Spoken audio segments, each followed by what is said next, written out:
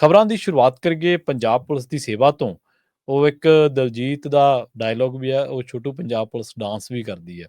ਪਰ ਕਹਿੰਦੇ ਕਿ ਇੱਥੇ ਗੱਲ ਗੰਭੀਰ ਹੈ ਥੋੜ੍ਹੀ ਜੀ। ਪੁਲਿਸ ਪੰਜਾਬ ਦੀ ਹੈ ਪਰ ਸੇਵਾ ਕਹਿੰਦੇ ਦਿੱਲੀ ਦੀ ਕਰ ਰਹੀ ਹੈ। ਸ਼ਰਮਾ ਜੀ। ਪ੍ਰਵੀਨ ਜੀ, ਇਹ ਕੋਈ ਨਵਾਂ ਵਰਤਾਰਾ ਨਹੀਂ ਹੈ ਜੀ। ਪਰ ਇਸ ਨਵੇਂ ਰੂਪ ਦੇ ਵਿੱਚ ਹੁਣ ਹੱਦ ਟੱਪ ਦਿੱਤੀ ਗਈ ਹੈ।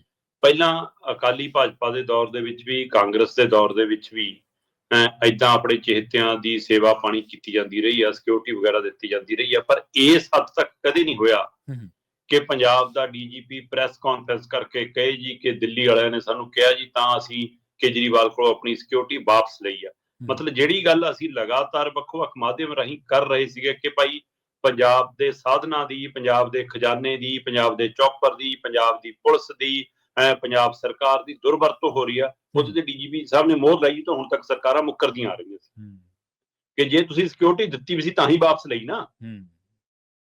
ਤੇ ਆਪਾਂ ਤਾਂ ਪਹਿਲੇ ਕਹਿੰਦੇ ਨੇ ਕਿ ਇੱਥੇ ਮੁੱਖ ਮੰਤਰੀ ਨਾਂ ਤੇ 5-5 ਕੋਠੀਆਂ, ਗੱਡੀਆਂ, ਚੌਪਰ ਸਾਰਾ ਕੁਝ ਦਿੱਲੀ ਵਾਲੇ ਵਰਤਦੇ ਤੇ ਇਕੱਲੇ ਕੇਜਰੀਵਾਲ ਨੂੰ ਥੋੜਾ ਹੋਰ ਕਿੰਨਿਆਂ ਨੂੰ ਦਿੱਤੀ ਹੋਈ ਹੈ ਜੀ। ਚਲੋ, ਪਰ ਵਾਪਸ ਕਹਿੰਦੇ ਜੀ ਚੋਣ ਕਮਿਸ਼ਨ ਦੀ ਹਦਾਇਤ ਸੀ, ਇਹ ਸੀ, ਉਹ ਸੀ। ਪਰ ਕੱਲ ਜਿਹੋ ਜਿਹਾ ਰੋਣਾ ਪੰਜਾਬ ਦੇ ਮੁੱਖ ਮੰਤਰੀ ਔਰ ਦਿੱਲੀ ਦੀ ਮੁੱਖ ਮੰਤਰੀ ਬੀਬੀ ਆਤਸ਼ੀ ਨੇ ਮੀਡੀਆ ਸਾਹਮਣੇ ਬੈਠ ਕੇ ਰੋਇਆ, ਜੇ ਇਹਨਾਂ ਮਸਲਿਆਂ ਤੇ ਕਦੇ ਸੂਬੇ ਦੇ ਲੋਕਾਂ ਲਈ ਸਟੈਂਡ ਲੈ ਕੇ ਰੋਇਆ ਹੁੰਦਾ ਸ਼ਾਇਦ ਕਿੰਨੇ ਮਸਲੇ ਹੱਲ ਹੋ ਜਾਂਦੇ। ਮੁੱਖ ਮੰਤਰੀ ਸਾਹਿਬ ਪੰਜਾਬ ਦੇ ਕਿਸਾਨ ਧਰਤੀ ਤੇ ਬੈਠੇ ਨੇ, ਸੂਬੇ ਦੇ ਵਿੱਚ ਗ੍ਰਨੇਡ ਹਮਲੇ ਹੋ ਰਹੇ ਨੇ, ਵਿਦਿਆਰਥੀ ਧਰਨਿਆਂ ਮੁਜ਼ਾਹਰਿਆਂ ਤੇ ਨੇ, ਰੁਜ਼ਗਾਰ ਮੰਗਿਆ ਜਾ ਰਿਹਾ, ਮਜ਼ਦੂਰਾਂ ਨੂੰ ਪੂਰੀ ਮਜ਼ਦੂਰੀ ਨਹੀਂ ਮਿਲਦੀ, ਸਰਕਾਰੀ ਯੋਜਨਾਵਾਂ ਠੱਪ ਪਈਆਂ ਨੇ, ਕੇਂਦਰ ਫੰਡ ਨਹੀਂ ਜਾਰੀ ਕਰਦਾ ਤੇ ਤੁਹਾਨੂੰ ਫਿਕਰ ਹੈ ਜੀ ਕੇਜਰੀਵਾਲ ਨੂੰ ਸਾਨੂੰ ਸੁਰੱਖਿਆ ਨਹੀਂ ਦੇਣ ਦੇ ਰਹੇ। ਵੀ ਕੇਜਰੀਵਾਲ ਪੰਜਾਬ ਦਾ ਲੱਗਦਾ ਕੀ ਹੈ ਜੀ? ਬਿਲਕੁਲ ਜੀ। ਕੀ ਉਹਦੇ ਕੋਲ ਕੋਈ ਪੰਜਾਬ 'ਚ ਸੰਵਿਧਾਨਕ ਅਹੁਦਾ ਹੈ? ਕਿ ਉਹਦੇ ਕੋਲ ਕੋਈ ਪੰਜਾਬ ਦੇ ਵਿੱਚ ਸਰਕਾਰੀ ਅਹੁਦਾ ਹੈ?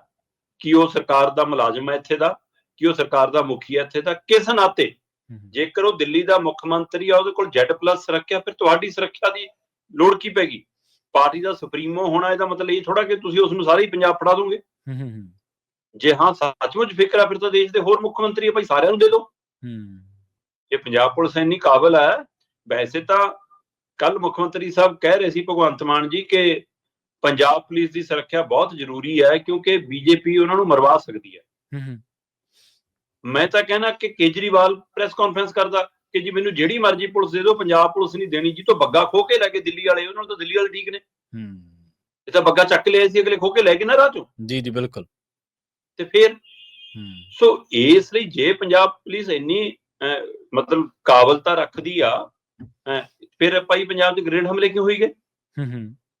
ਅਸਲ ਦੇ ਵਿੱਚ ਇਹ ਸਿਰਫ ਕੇਂਦਰ ਦੇ ਨਾਲ ਮਤਲਬ ਜਿਹੜਾ ਅਰਵਿੰਦ ਕੇਜਰੀਵਾਲ ਆ ਜਾਂ ਆਮ ਆਦਮੀ ਪਾਰਟੀ ਆ, ਉਹਨੂੰ ਡੰਡੋਤ ਕਰਨ ਦਾ ਤਰੀਕਾ ਹੈ ਭਗਵੰਤ ਮਾਨ। ਉਹ ਨਾ ਤਾਂ ਮੋਦੀ ਅਮਿਤ ਸ਼ਾਹ ਨਾਲ ਵਿਗਾੜ ਕੇ ਰੱਖਣਾ ਚਾਹੁੰਦੇ ਨੇ ਤੇ ਨਾ ਹੀ ਆਪਣੀ ਕੁਰਸੀ ਗਵਾਉਣਾ ਚਾਹੁੰਦੇ ਨੇ। ਉਹ ਫਿਲਹਾਲ ਇੱਧਰ ਮੁੱਖ ਮੰਤਰੀ ਬਣੇ ਰਹਿਣਾ ਚਾਹੁੰਦੇ ਨੇ। ਇਸ ਲਈ ਉਹ ਕਹਿੰਦੇ ਕੇਜਰੀਵਾਲ ਜੀ ਜੋ ਚਾਹੁੰਦੇ ਹੋ ਮੇਰਾ ਵਰਤੋ, ਸਰਕਾਰ ਦਾ ਖਜ਼ਾਨਾ, ਚੌਪਰ, ਪੁਲਿਸ, ਜੋ ਚਾਹੀਦਾ ਸਾਨੂੰ ਸਾਰੇ ਸਾਧਨ ਤੁਹਾਡੇ ਲਈ ਉਪਲਬਧ ਨੇ, ਬਸ ਮੇਰੀ ਮੁੱਖ ਮੰਤਰੀ ਦੀ ਕੁਰਸੀ ਬਚਾਈ ਰੱਖੋ।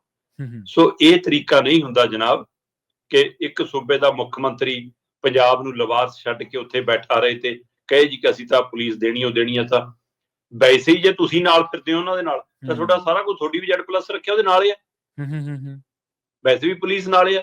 ਤੇ ਫਿਰ ਇਹ ਤਰੀਕਾ ਕਿਹੜਾ ਕਿ ਜਿਹੜੀ Z+ ਮਿਲੀ ਹੋ ਤੁਸੀਂ ਉਹਦੇ ਪਰ ਜੇ ਮਰਵਾਉਣ ਵਾਲੀ ਉਹ ਗੱਲ ਹੈ। ਜੇ ਇੰਨਾ ਖਤਰਾ ਹੈ ਫਿਰ ਮੁੱਖ ਮੰਤਰੀ ਸਾਹਿਬ ਤੁਹਾਡੇ ਹੀ ਬੋਲ ਰਹੇ ਨੇ ਕਿ ਛੱਡੋ, ਕੀ ਕਰਨੀ ਹੈ ਰਾਜਨੀਤੀ, ਮੁਰਗੀ ਖਾਨਾ ਖੋਲੋ। ਜੇ ਡਰ ਲੱਗਦਾ ਤਾਂ ਫਿਰ ਰਾਜਨੀਤੀ ਨਾ ਕਰੋ। ਜੇ ਡਰ ਵੀ ਲੱਗਦਾ, ਜੇ ਡਰ ਨਹੀਂ ਲੱਗਦਾ ਫਿਰ ਰਾਜਨੀਤੀ ਕਰੋ ਦੱਬ ਕੇ। ਸੋ ਇਸ ਲਈ ਇਹ ਪੰਜਾਬ ਦੇ ਸਾਧਨਾਂ ਦੀ ਦੁਰਵਰਤੋਂ ਦਾ ਇੱਕ ਚਿਹਰਾ ਮੋਹਰਾ ਸਾਹਮਣੇ ਆਇਆ। ਪਤਾ ਨਹੀਂ ਪੰਜਾਬੀਆਂ ਨੇ ਕਦੋਂ ਰਿਐਕਟ ਕਰਨਾ ਸਿੱਖਣਾ। ਜਿਹੜੀ ਗੱਲ ਤੇ ਕਰਨਾ ਰਿਐਕਟ ਉੱਤੇ ਕਰਦੇ ਨਹੀਂ, ਜਿੱਥੇ ਕਰਨਾ ਨਹੀਂ ਹੁੰਦਾ ਉੱਥੇ ਕਰੀ ਜਾਂਦੇ ਨੇ। ਸੋ ਇਸ ਲਈ ਫਿਰ ਅਗਲੇ ਆਪਣੀਆਂ ਚੰਮਦੀਆਂ ਚਲਾ ਰਹੇ ਨੇ। ਪਹਿਲਾਂ ਅਕਾਲੀ ਦਲ ਬਾਦਲ ਧਿਰ ਨੇ ਬੀਜੇਪੀ ਨਾਲ ਮਿਲ ਕੇ ਚਲਾਈਆਂ, ਕਾਂਗਰਸ ਲੰਬੇ ਸਮੇਂ ਤੋਂ ਚਲਾਉਂਦੀ ਹੈ ਦਿੱਲੀ ਤੋਂ ਲੈ ਕੇ ਪੰਜਾਬ 'ਚ, ਤੇ ਹੁਣ ਇਹਨਾਂ ਨੂੰ ਮੌਕਾ ਮਿਲਿਆ। ਇਹ ਸਾਰਿਆਂ ਦੀਆਂ ਹੱਦਾਂ ਤੋੜ ਰਹੇ ਨੇ, ਸਾਰਿਆਂ ਦੇ ਰਿਕਾਰਡ ਤੋੜ ਰਹੇ ਨੇ।